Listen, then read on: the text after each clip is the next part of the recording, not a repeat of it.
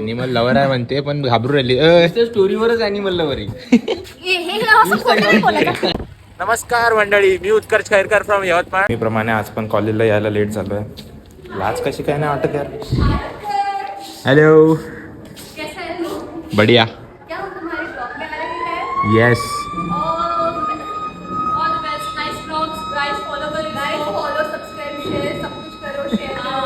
Yes, अब तो कर दो यार. आता आम्ही बसलोय लॅबमध्ये आणि आज आहे एक स्पीच कॉम्पिटिशन. त्याचा टॉपिक काय आहे रे? आजच्या पिढीची दशा व दिशा. तर तुमचं काय म्हणणं आहे याच्यावर? माझं हेच म्हणणं आहे की आजकालचे जे विद्यार्थी आहेत ते कॉलेजमध्ये येऊन फक्त रील्स, फोटो आणि सोशल मीडियाच्या आहारी गेलेले आहेत. तर त्यांना मला एकच सांगायचं का जर तुम्ही शिक्षणाला धरून जर आठवणी बनवल्या तर आयुष्य घडेल, आणि जर तुम्ही शिक्षणाला सोडून मेमोरीज बनवल्या तर आयुष्य उद्ध्वस्त होईल.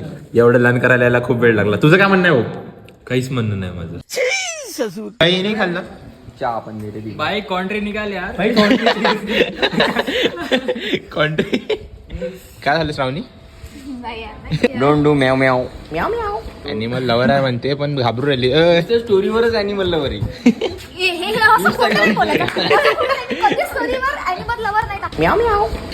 शुभम घेऊन जा पटकन, चालू होत आहे. तर मित्रांनो, आमचा प्रोग्राम झाला होता सुरू. सगळे एक एक करून स्पीच देत होते आणि आम्हाला हेच नव्हतं सुचत की आम्ही काय बोलायचं.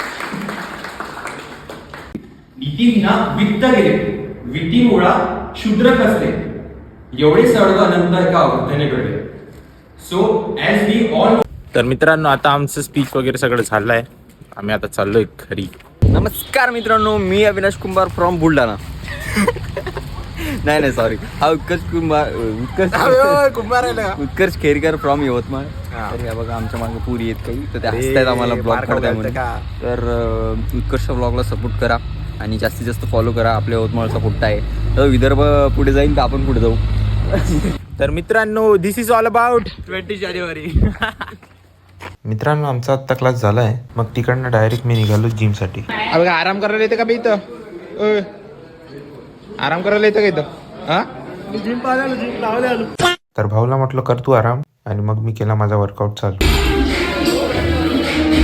पंचिंग बॅग फाटली होती तरी भाऊला पंचिंग करायची होती. मग नंतर मी हा लास्ट सेट मारून केला वर्कआउट खतम. तर मित्रांनो, आपलं जिम मारून झालं. आता चाललोय घरी. भेटूया आपण उद्या पुढच्या व्लॉग मध्ये.